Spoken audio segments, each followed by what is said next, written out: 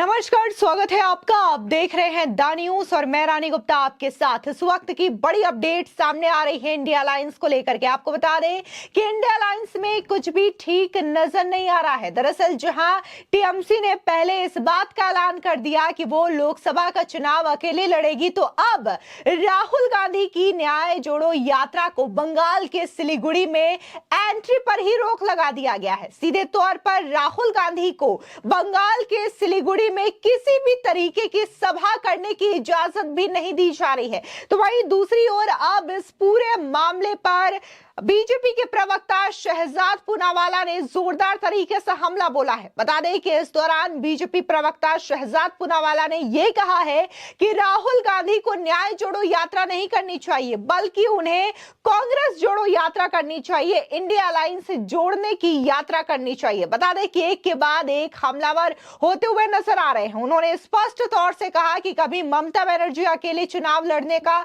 ऐलान करती हैं, तो वहीं आम आदमी पार्टी के नेता भगवंत मान कहते हैं कि हम लोकसभा में अकेले चुनाव लड़ेंगे। आपको बता दें कि इन सब के बीच में एक बड़ी खबर यह भी सामने आ रही है कि शुवेंदु अधिकारी के भाई और टीएमसी के सांसद दिवेंदु अधिकारी 28 जनवरी को बीजेपी का दामन थामने वाले हैं। आपको बता दें कि टीएमसी से नादारद होकर के वो बीजेपी का दामन थामने जा रहे हैं। वहीं दूसरी अपडेट की बात करें तो पश्चिम बंगाल की राजनीति में कांग्रेस और टीएमसी के बीच लगातार खींचतान जारी है। दोनों दलों के नेता एक दूसरे पर इस वक्त जोरदार तरीके से निशाना साध रहे हैं। इस बीच राज्य कांग्रेस अध्यक्ष अधीर रंजन चौधरी ने टीएमसी सांसद डेरेक ओब्रायन को विदेशी बता दिया है और यह कह दिया कि वो बहुत कुछ नहीं जानते हैं। बता दें कि हाल ही में डेरेक ओब्रायन ने कहा था कि चौधरी बीजेपी के इशारों पर काम कर रहे हैं और उनकी वजह से टीएमसी और कांग्रेस के बीच गठबंधन नहीं हो पा रहा है। बता दें कि ओब्रायन की इसी टिप्पणी पर अधीर रंजन चौधरी ने पलटवार किया है। एक बार सुनिए कि आखिर अधीर रंजन चौधरी टीएमसी के सांसद को क्यों विदेशी बता रहे हैं। ठीक है, और इनके लिए वो फॉरेनर है ना, फॉरेनर बहुत ज्यादा जानते हैं, उनको पूछ लीजिए। बोलो। आपको बता दें कि पश्चिम बंगाल की सत्ताधारी टीएमसी प्रमुख ममता बनर्जी और कांग्रेस के पूर्व अध्यक्ष राहुल गांधी कुछ दिन पहले तक इंडिया अलायंस की बैठकों में साथ साथ नजर आ रहे थे। अब ममता बनर्जी ने 2024 का लोकसभा चुनाव में अकेले लड़ने का ऐलान कर दिया है। दीदी के इस दाव के बाद कांग्रेस पूरी तरीके से बैकफुट पर आ गई है।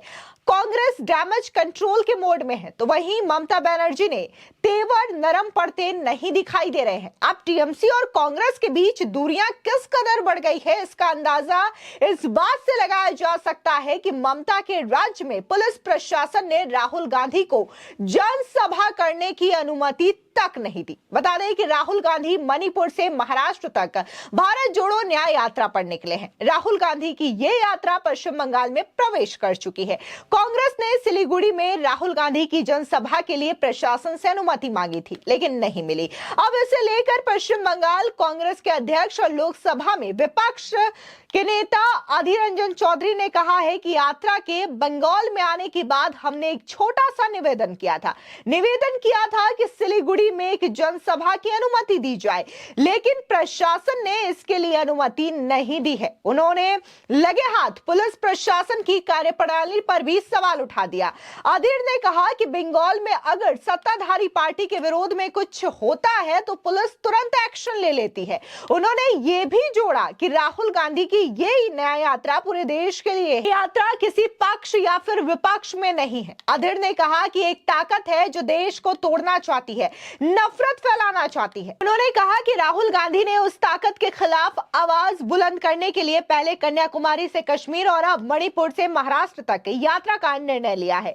इस दौरान अधीर रंजन ने कहा कि राहुल गांधी ने जब कन्याकुमारी से कश्मीर तक यात्रा की तब तो कोई दिक्कत नहीं हुई जैसे असम और मणिपुर में हुई। उन्होंने ये भी कहा कि जहां जहां डबल इंजन की सरकार है वहां वहां राहुल गांधी की न्याय यात्रा में रुकावट लाने की कोशिशें की जा रही है। यह सबको पता आता है। पता नहीं क्यों ऐसा हो रहा है।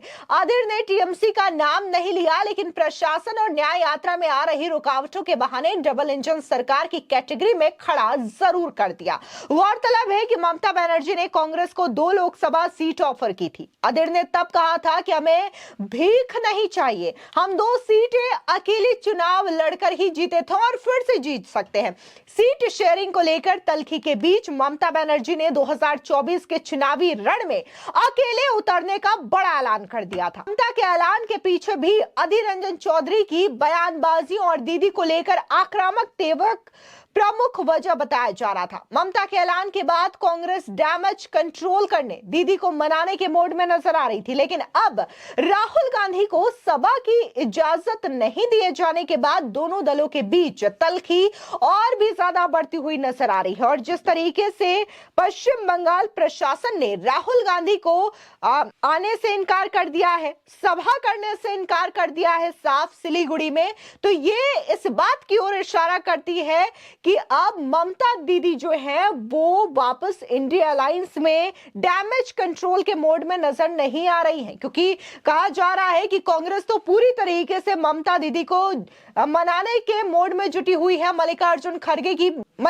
खड़गे भी बात करने की कोशिश कर रहे हैं ताकि किसी भी तरीके से ये मसले का हल निकल सके। और जिस तरीके से ममता बनर्जी ने ऐलान किया है कि वो लोकसभा का चुनाव अकेली लड़ेंगी तो सीट शेयरिंग पर बात हो, लेकिन ममता बनर्जी की ओर से जिस तरीके से तेवर देखने को मिल रहे हैं तो ऐसा लग रहा है कि ममता बनर्जी फिलहाल इस मूड में नहीं है कि वो इस मामले पे चर्चा करे। और जिस तरीके से यह खबर सामने आई है कि अब राहुल गांधी को सिलीगुड़ी में एंट्री पर ही बैन लगा दिया गया है, उन्हें सभा करने की इजाजत भी नहीं दी जा रही है प्रशासन की ओर से, तो यह स्पष्ट तौर से इसी ओर इशारा करता हुआ नजर आ रहा है। लेकिन वहीं दूसरी ओर अगर हम बीजेपी की बात करें तो बीजेपी इस वक्त लगातार हमलावर नजर आ रही है।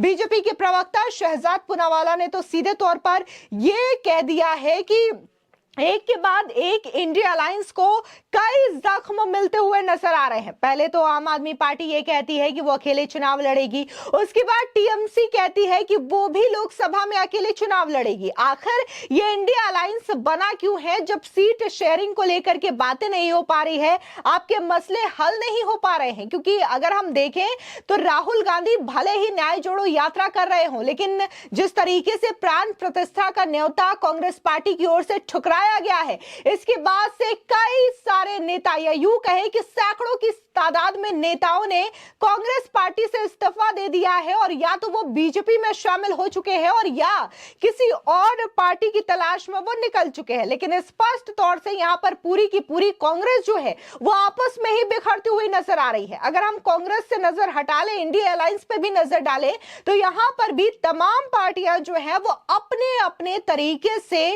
अपनी राजनीतिक भविष्य बनाते हुए नजर आ रही है। क्योंकि अगर हम बिहार की बात करें तो जिस इंडिया अलायंस के सूत्रधार माने जा रहे हैं नीतीश कुमार, वो तो बकायदा इससे संयोजक का पद ठुकरा करके पहले ही अलग हो चुके थे। लेकिन अब खबर तो यह भी आ रही है कि बिहार में जल्द ही सत्ता परिवर्तन होने वाला है और बिहार का महागठबंधन आरजेडी और जेडीयू का टूटने वाला है और नीतीश कुमार एक बार फिर से पाला बदलेंगे और एनडीए में शामिल हो जाएंगे। तो इस तरीके की खबरों के बीच अब सीधे तौर पर बीजेपी प्रवक्ता शहजाद पूनावाला ने नसीहत दे डाली है कि पहले जो न्याय यात्रा राहुल गांधी कर रहे हैं उससे पहले उन्हें कांग्रेस जोड़ो यात्रा करनी चाहिए, इंडिया अलायंस से जोड़ने की यात्रा करनी चाहिए। फिलहाल इस पूरे मामले पर आपकी क्या राय है, हमारे कमेंट सेक्शन में जरूर बताएं। धन्यवाद।